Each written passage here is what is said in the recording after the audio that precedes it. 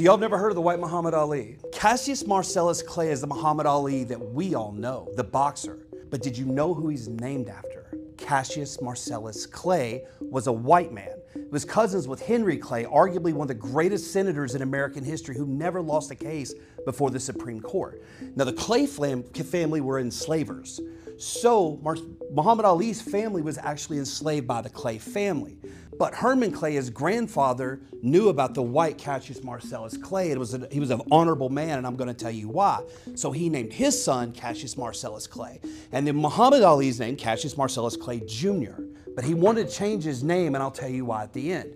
So the Cassius Marcellus Clay I'm talking about was born in Kentucky in the 1800s, and he was a bad, bad man. The Clay family is one of the richest enslavers in America at that time, and definitely in Kentucky.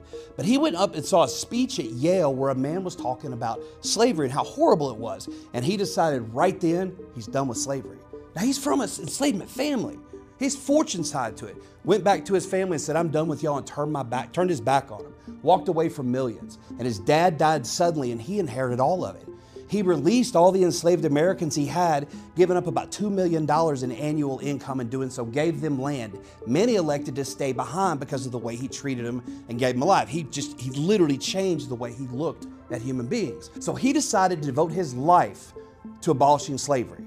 He started anti-slavery newspapers, and as you can imagine, this pissed a lot of white people off. Really bad. They came for him. He had an attempt on his life when he was giving a speech about abolition, and when they shot him, it hit his Bowie knife that he had in his chest. And no lie, he took that Bowie knife out, went and got the guy, his name escapes me, ended up gouging his eye out, ruined his eardrum. I want to say might have done his throat. And got his throat, threw him over a fence where the guy cashed in his 401k, basically. Cassius Marcellus Clay was a bad, bad man. He was also a duelist. You know, take 10 paces and turn around and shoot. He was considered the greatest duelist in American history. I believe he was 21-0. A gentleman challenged him to a duel on his wedding day, knowing that Mr. Clay wouldn't be there. He said, all right, we'll reschedule that fight. So he did, and that man took his life before that night because he knew he wouldn't survive it. That's the reputation he had. He had newspapers in Cincinnati, Ohio, speaking out against slavery. And because people came after him so bad, he'd already had his printing presses burned. He had a Civil War cannon that the cop they would use in the wars, before the war, sitting in his office packed with just metal shards. If he got attacked by white people, he could set it off, and his employees had an escape route out back. That's how serious it was to have a newspaper that said enslavement was wrong. He was given a speech somewhere when he brought out the Constitution. And he goes, if this doesn't convince you slavery is wrong, maybe the Bible will. And he pulled it out. And he said, if the Bible won't, he pulled out 2 Colt 45s and sat them down and said, if the Bible won't convince you, maybe Samuel Colt will. He was legendary for this. Well, he became very, very popular in America, especially in the North. Abraham Lincoln considered him for a running mate, right? But didn't, because he was too controversial. So he sent him to Russia to be the ambassador. So when the Civil War kicked off, Cassius Marcellus Clay told Russia, if you acknowledge the Confederacy, America will go to war with you next. Then he went to Great Britain and France and said, if you acknowledge a Confederacy, Russia's going to go to war with you. Then he got all 3 of them to get together and told Lincoln if he doesn't sign the Emancipation Proclamation, they're all going to have a beef with him. He forced Lincoln to sign that document 2 years earlier than he was ready. And now while Mr. Clay was in Russia, whenever we negotiated the Alaska Purchase for $7 million, it was Mr. Clay who did it. Dude was that gangster and badass. So anyway, he comes back here and he's retired, and one night he's divorced, and his estate's called Lion Hall in Kentucky. It's still there. And he heard that his ex-wife's new boyfriend was about to rob the place. So he went and waited on him. He killed one with his Bowie knife and he unalived the other with his pistol, and he was 89 years old when he did it. He passed away at 92 of natural causes. The man has seen and done it all. And that's who Muhammad Ali is named after, one of the greatest abolitionists in American history you've never heard of. But to Muhammad Ali, the name Clay represented his enslaver. And despite his father begging him, don't change your name, you're named after an honorable man, he said, I can't. I can respect both sides, and I guarantee the white Cassius Marcellus Clay would too. That's the white Muhammad Ali.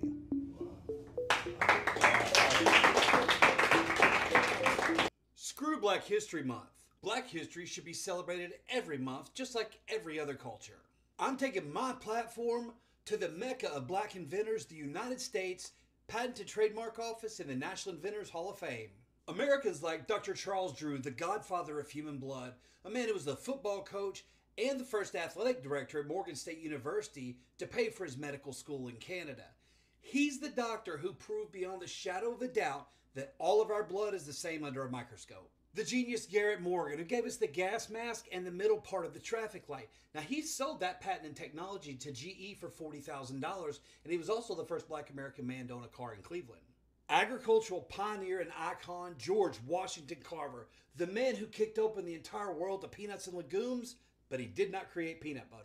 Dr. Daniel Hale Williams, a groundbreaking pioneer in heart surgeries and the man who opened the first integrated hospital in America, Providence Hospital in Chicago.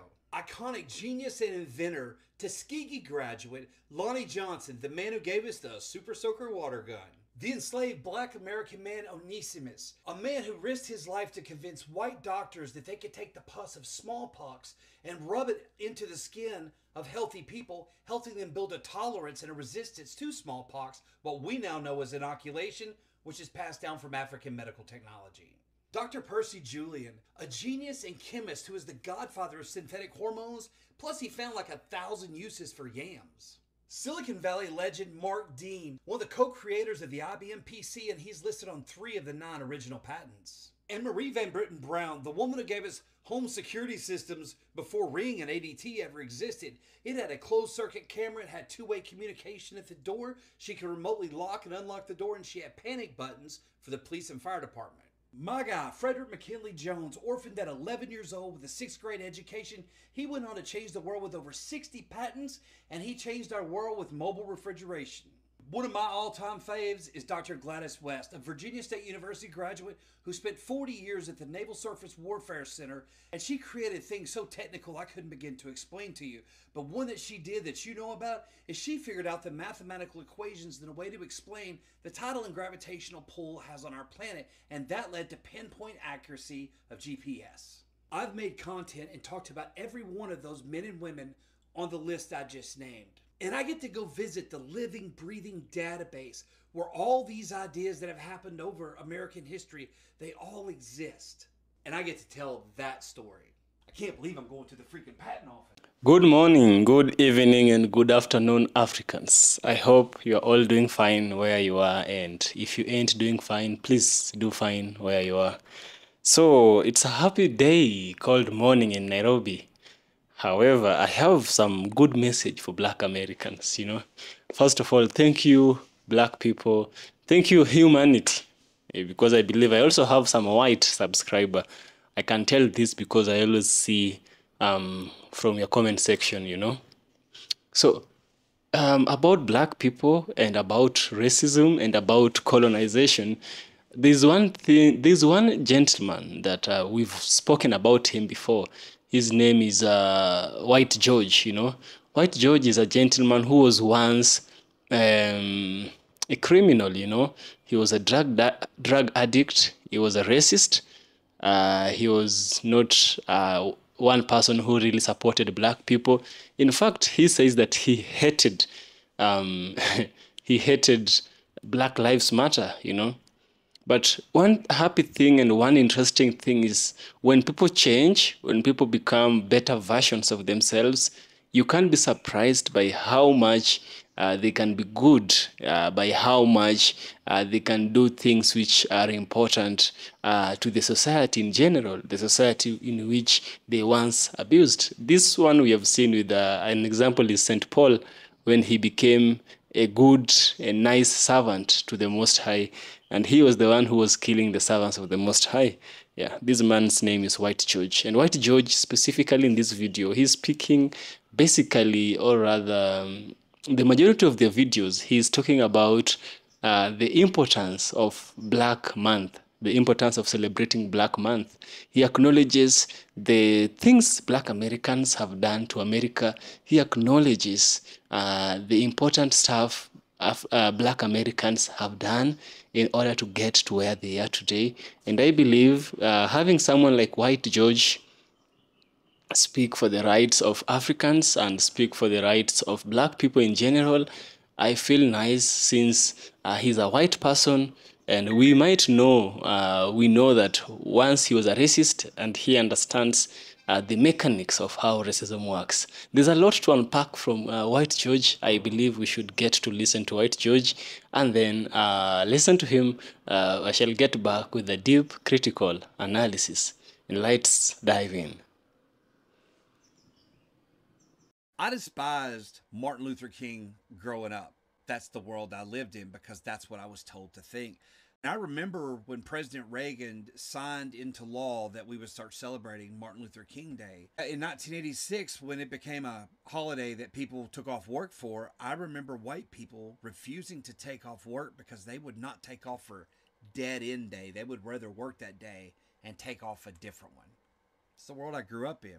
For those of you who don't know, the Reverend Dr. Martin Luther King Jr. was born January 15th, 1929 in Atlanta, Georgia. And he also attended Morehouse College beginning in September of 1944 at the age of 15. I've been to Morehouse College and it has this amazing energy to it, especially knowing that Dr. King walked and learned on those grounds. And Dr. King's life was suddenly and brutally taken from him on April 4th, 1968 at the age of 39. And today, January 20th, 2025, it is the 39th year we are celebrating Martin Luther King Day. And my feelings toward Dr. King began to change when I began to read and educate and learn for myself about the man and his work. And it really went to another level when I've been so fortunate to be able to sit down and have conversations with men and women who've met him or actually worked directly with him. And they've told me stories, things that I never knew. They humanized him in such a way. And, you know, people get behind this day for a lot of different reasons. And, you know, for me, there's a single quote by Dr. King that really just, it's really foundational for me. And he has a lot of fantastic quotes, but this one I remember reading a long time ago and it just stuck with me, is that our lives begin to end the moment we become silent about the things that matter. Feels more true than ever in 2025. Have a great day. 8 years ago, I walked out of prison. I'm still on parole. My parole officer doesn't know I'm in New York City, and I'm about to go stage at the Apollo. It's nerve-wracking, but I just knew, you know, this just keeps driving me. And I remember going up there, and they asked me, do you want to do a cold opening? I'm like, what's that? He goes, the DJ's going to stop playing, you're going to walk out and talk. And it's, you know, it's a very, very difficult thing to do. I'm like, let's try it. So when I remember walking out and the DJ stopped, it was like, "Urgh!" And they see my wet ass, and you hold the whole crowd go, like that, and froze. But at the same time, I had a friend of mine who works for a whiskey company in Tennessee called Uncle Nearest Whiskey. I'm wearing the shirt on stage. He's wearing one. He comes out with an easel and just starts painting. I don't acknowledge him. So I tell a few dad jokes because I want to make sure I can get away with it and rub the stump for good luck. Because a white guy making the Apollo laugh is hard. Right. And now I got that in my resume. But I did that, and I told everybody, this is not a comedy set. This is a history lesson. Class is in session. I got cocky about it. And then I told them I grew up racist. I was an addict and ex-con. And you heard all the air go out of the room. Right. And I knew I had 8 minutes to save my own life. You know what I mean? Because, you know, I mean, that it takes, and people told me I shouldn't have done it, but God put it on my heart to be transparent about who I used to be. So I spent 8 minutes talking about my story and other stories that I found fascinating that I've taught to other people. And I remember doing this, and my brain it's so hard to even remember what was going on. It's like the words just came out of my mouth. I was nervous. It felt like I was stumbling. And over to the side, my buddy Terrell is painting. And I remember the light came on, let me know I have 60 seconds left. And I got to wrap it up. And at that moment, I said, ladies and gentlemen, I finished it. I said, there's a lady in Shelbyville, Tennessee. Her name is Cincinnati Johnson, and her dream is to see her son perform his art on stage at the Apollo. Ladies and gentlemen, meet her son.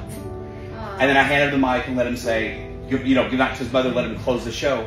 Well, I walked off stage, and a woman put her hands on my shoulders from behind. She goes, you were amazing. And I turned around, and I'm like, holy crap, I had a crush on you in college. It was Whitley from Different World, Jasmine Guy, the actress. Oh, wow. And I'm going, the band EU doing the butt sex, they were in my dressing room. Dwayne Wayne from the TV show, he walked in, he's like, hey, you're the TikTok guy. I'm like, hell yeah, rich white dude in Chicago. You can't go find a book by Booker T at a local bookstore in 1900 Chicago in the white area, right? You have to put some effort into finding that book as a white man. But he got the book and he read it. He reached out to Booker T. Washington and said, I'd like to meet you. So he and Booker T got together for a meeting, and he basically said, Booker, you want to change the world? Booker's like, all right. So what they did is they raised money. Julius sold, I think it was $600,000 back then of his stock, millions today, to raise money for these schools. And they went to the communities and says, we'll match your funds. And these schools in the South raised over $5 million from bake sales and garage sales and carport sales to match the funds. So they built 5,800 schools in 880 counties in 15 states from Maryland to Texas. And by 1920, over 600,000 students had graduated from these schools. And test scores were so abysmal that they were the highest increase in test scores in the nation at that time. The power of education. But then they went to John D. Rockefeller and convinced him to start the General Education Bureau. And I believe it was $180 million he committed to that. And that's how we built schools in the South, and we started educating people who don't look like me. And these are HBCUs? No, these are schools. These are high schools. Yeah, high schools. But they fed into High HBCUs. schools. Yeah, they have 5,800 of these schools. They still exist. There's Rosenwald halls all over HBCU campuses. Because people don't realize the Jewish community and Black America have had this partnership for a long time. Because white people, we never really paid attention to how Jewish community was treated. But they found allies in each other, and people don't realize there's a lot of support there. Hey, white people, screw Black History Month. Tell them, Loki. There's 5 Black Americans buried in Arlington National Cemetery that the White House no longer cares for you to know about. Arlington National Cemetery is 639 acres, and over 400,000 people are buried here. That's soldiers, that's family dependents, and even foreign nationals. This is one of the most badass Black American soldiers that you've never heard of. He's one of the first Black pilots in the United States military. He was one of the last living Tuskegee Airmen. He had 409 combat missions in World War II, Korea, and Vietnam. Who am I talking about? The badass General Charles McGee.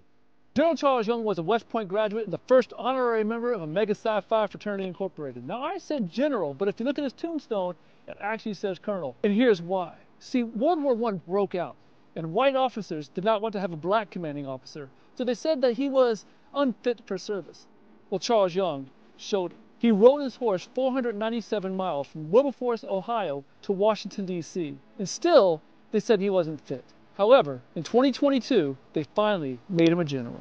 The man, the myth, the legend, General Colin Powell was a soldier in the United States military for 35 years. He did 2 tours in Vietnam. He was awarded the Bronze Star and a Purple Heart. He also became the youngest and the first Black American Joint Chiefs of Staff and the first Black American Secretary of State. They don't make him like Colin Powell anymore. Matthew Henson did 7 polar expeditions in 23 years, but was the first person to ever actually reach the North Pole.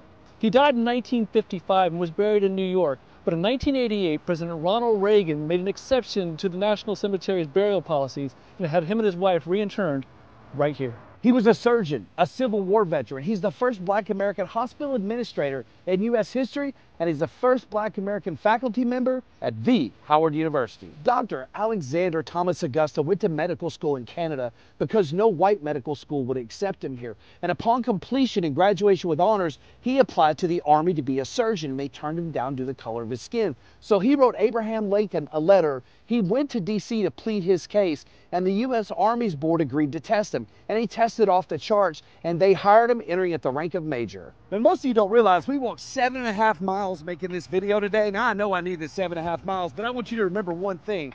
Black history is American history and not just an epic February. Hey, white people, Black History Month is over. Part 2. And some of you got really offended in part 1. Does it really upset you that much to know that Frederick McKinley Jones gave the world mobile refrigeration in 1939? He was orphaned at 11 years old with a 6th grade education, and he went on to change the world when he co-founded the company Thermo King, which is the global leader in mobile refrigeration. Yeah, that's how you get frozen foods. The next time you go to an Insta-Clan ice cream social, you don't have to tell anybody that you know that Alfred Crowley invented the mechanical ice cream scoop and received a patent for it in 1897. And what kind of person would hate on Hidden Valley Ranch dressing? Because I bet you didn't know it was invented by a Black cowboy from Nebraska named Steve Henson, who was a plumbing contractor in Alaska. He was a millionaire by the age of 35, retired to California, bought a ranch called Hidden Valley Ranch, and the rest is history. I'm sure you sleep well at night knowing that your home and loved ones are protected by your home alarm. But before there was Ring or ADT, there was Marie Van Brittan Bound, who created the first home alarm system complete with a closed-circuit television, a two-way intercom system, remote door locks, and she had panic buttons for the fire and police department. She did this all the way back in 1966, and she received the patent in 1969. George Washington Carver did not invent peanut butter. Although this agricultural icon and genius did come up with more than 500 commercial uses for the sweet potato and peanut, it was actually a white man who patented the process of peanut butter in 1895. Now keep in mind that the Incans and the Aztecs have been making peanut butter for hundreds of years, but Mr. Kellogg patented the process. He also created the Kellogg Food Company, which has been poisoning your kids for decades. And I don't know how to tell you this, but a badass black dude has been lighting up your world for most of your life. Because most people credit Thomas Edison for the creation of the light bulb.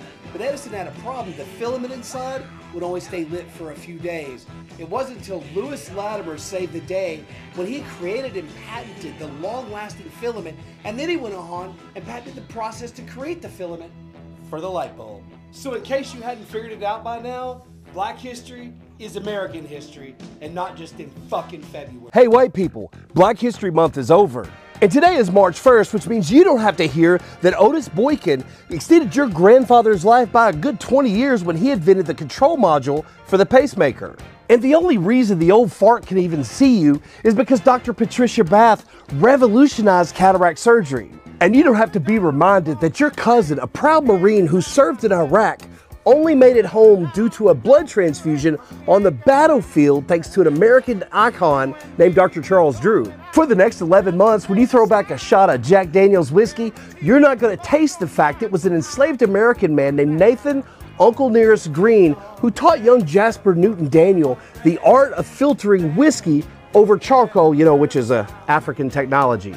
And no one's going to beat you over the head with the fact that the only reason your elevator doors open and close at work is due to Alexander Miles. You could take comfort and iron your clothes in peace without having to acknowledge Sarah Boone is the one who invented that very iron board you're using.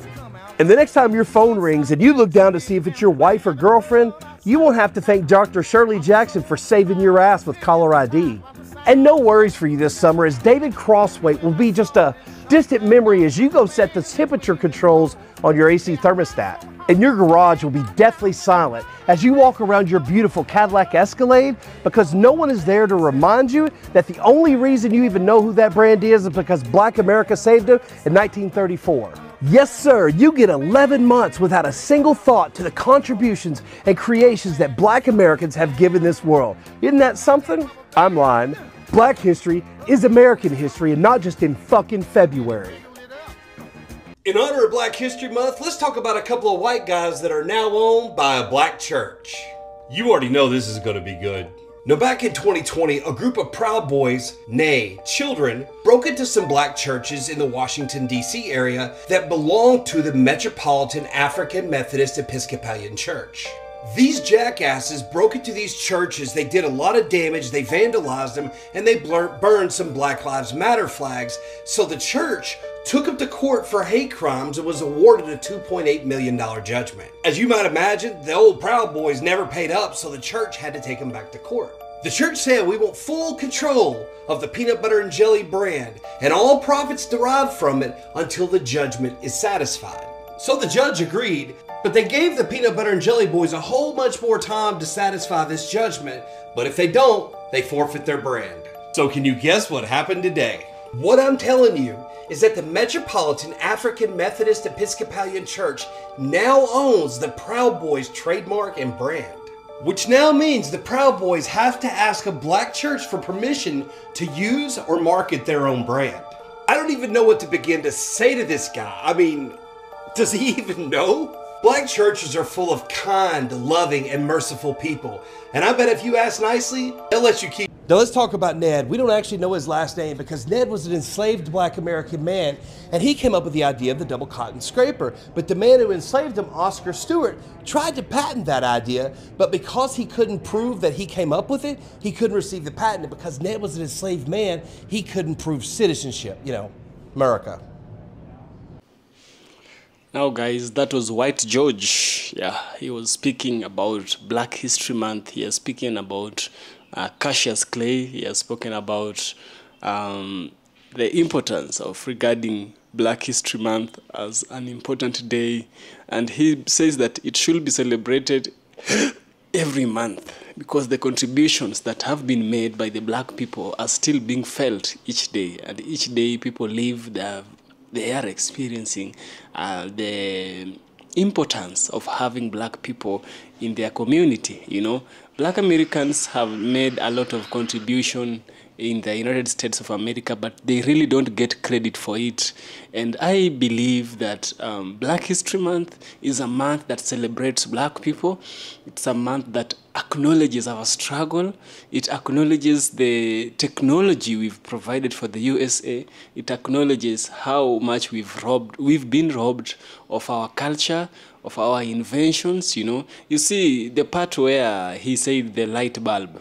You know, the light bulb has been, even Hollywood has gone ahead to show us that it was the white person who invented the light bulb. But no, you see, there's a movie called Tesla, something like that, where Nikola Tesla, the scientist, is having some wrangles with Thomas Edison.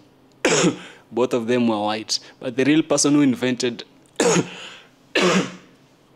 the light bulb was a man who is black, you know. His name was kind of hard. I can't really recall it well. So it's time to sit back and ask yourself, black people, we've made a lot of inventions. We've made a lot of things. We've built America, but America itself does not regard us as special. America itself thinks we are people who are, you know, people who are really not up to anything good in the society, people who are criminals, because anytime a white person or anytime the white America, who are racist, not all, see a black person walking in the compound, tagging along with their friends, you know, attending a white party, people look at them, oh, you shouldn't be here, you know, you are up to something bad, you know. But I believe we have much to learn from ourselves as black people. White George is one individual who is very charismatic in coming up front and speaking about the truth that we have in the society of the United States of America. Yes. So I want us to continue this discussion on the comment section. Share with us what you think. I would love to hear from you as well. Yeah.